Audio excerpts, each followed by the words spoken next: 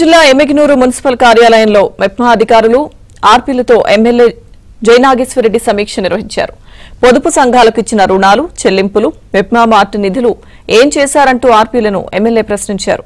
మెప్మా అధికారులు సమాధానం చెప్పలేక నీళ్లు నమిలారు. అలాగే పట్టణంలోని వృద్ధుల ఆశ్రమానికి కేటాయించిన నిధులపై వివరాలు అడిగి తెలుసుకున్నారు. మరోసారి సమీక్షకు పూర్తి వివరాలు సిద్ధం చేయాలని ఎమ్మెల్యే ఆదేశించారు.